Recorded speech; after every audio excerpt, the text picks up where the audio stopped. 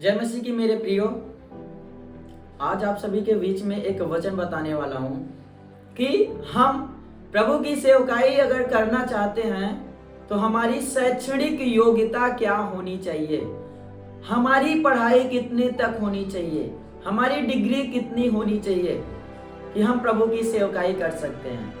तो हम उस कलाम को देखेंगे कि प्रभु क्या हमारी योग्यताओं को मांगता है उसकी सेवकाई करने के लिए।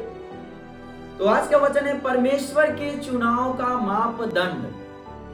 प्रभु यीशु का चेला बनने के लिए हमारी शैक्षणिक योग्यता क्या होनी चाहिए। तो प्रभु का वचन तो कहता है कि वह क्या किया है, इस संसार से, इस जगत से मूर्खों को चुना है, मूर्खों को, कि प्रभु की सेवकाई करने के लिए हमारी कोई डिग्री नहीं लगती है, सिर्फ हमारा विश्वास और एक हमारी लालसा होनी चाहिए प्रभु के प्रति उसकी सेवकाई करने के लिए। और प्रभु हमसे कुछ भी नहीं मांगता है कि प्रभु को 10वीं पास रिजल्ट दिखाना पड़ेगा, 12वीं पास रिजल्ट दिखाना पड़ेगा, ऐसा कुछ भी नहीं है। हम देखेंगे कि जो है थोमा जो था एक अविश्वासी था और पौलुस शारीरिक दुर्बल था। और हम देखेंगे दाऊद को, देखेंगे दाऊद राजा, वो क्या करता था, भेड़ को चराता था, वो चरवाहा था, लेकिन प्रभु ने, हम देखेंगे, उसको भी राजा बनाया। आमेन, हालेलुया। उसको भी राजा बनाया प्रभु ने। उसकी कोई भी योग्यता नहीं थी, बल्कि वह एक चरवाहा था, भेड़ों को चराता था जगह जगह जाके, लेकिन प्रभु ने उसको भी नीचे से उठा के ऊंचाई पे खड़ा कर दिया। आमेन। तो प्रभु को कोई भी शैक्षणिक योग्यता नहीं चाहिए, उसको चाहिए सिर्फ हमारा विश्वास, हमारी लगन प्रभु के प्रति। हम इसको वचन से देखेंगे। पहला कुरिन्थियों उसका 1 अध्याय का 26 पद। हे भाइयों, अपने बुलाए जाने को तो सोचो कि न शरीर के अनुसार बहुत ज्ञानवान और न बहुत सामर्थी और न बहुत कुलीन बुलाए गए। आमेन। देखिए, जब हमको प्रभु ने चुना, हमको बुलाया प्रभु ने, तो हम सभी इतना सामर्थी नहीं थे। प्रभु ने हमारी डिग्री देख के, हमारे रिजल्ट्स देख के हमको अपने पास नहीं बुलाया, बल्कि उसने देखा कि हम असहाय हैं, हम असहाय हैं, और प्रभु ने हमको बुलाया, हम सबको चुन लिया। और आगे वचन बता रहा है, परंतु परमेश्वर ने जगत के मूर्खों को चुन लिया है। आमेन। प्रभु ने किसको चुना है? सिर्फ पढ़े लिखे लोगों को नहीं, उसने इस जगत से मूर्ख लोगों को चुना है। हम सोचते हैं यार हम पढ़े नहीं हैं, हम पढ़े नहीं हैं, बिल्कुल भी, हम कैसे प्रभु की सेवकाई कर सकते हैं।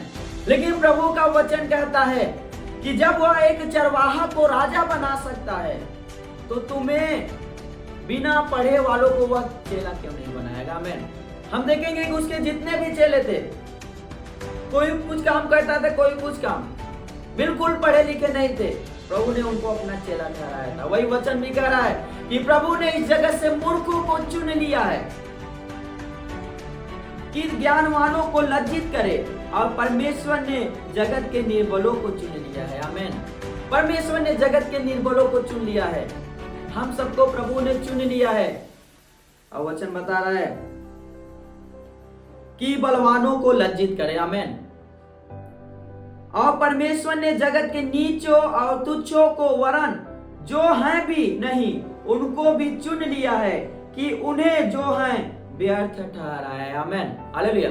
और प्रभु ने हम सभी को, मूर्खों को, इसलिए चुना ताकि लोगों को अपने पढ़ाई पे घमंड ना हो कि हमने पढ़ा लिखा है, मैं ही पढ़ा हूं, मैं इसी पे प्रभु की सेवकाई कर सकता हूं। बिल्कुल नहीं। प्रभु का वचन कहता है वो मूर्खों को चुन लिया।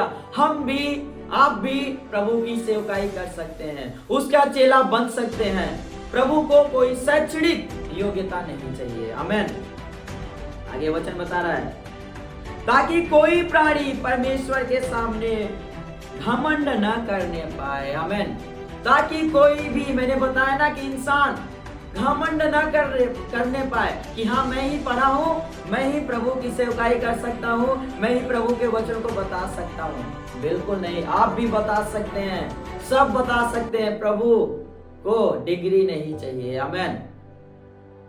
परंतु उसी की ओर से तुम मसीह यीशु में हो, जो परमेश्वर की ओर से हमारे लिए ज्ञान ठहरा, अर्थात धर्म और पवित्रता और छुटकारा। आमेन। अब प्रभु का वचन बता रहा है कि तुम मसीह यीशु में हो, हम सब यीशु मसीह में हैं। वह इतनी सामर्थ्य रखता है, वही हम सब में सामर्थ्य बढ़ने वाला परमेश्वर है। क्योंकि हम इस संसार में थे तो निर्बल थे, असहाय थे, लेकिन प्रभु ने क्या किया, हम सबको चुना और नीचे से उठा के वह ऊंचाई पे खड़ा कर दिया है। आमेन। तो हम सब मिलके प्रभु की सेवकाई कर सकते हैं, उसका चेला बन सकते हैं। तो आज का वचन यही है कि प्रभु को कोई भी शैक्षणिक योग्यता नहीं चाहिए। हमारा प्रभु सिर्फ हमारे विश्वास को देखता है और हमारा लगन हमारे प्रभु यीशु के प्रति रहे। आमेन। प्रभु आप सबको यह वचन सुने जाने में आशीष दे। आमेन। सबको जय यीशु।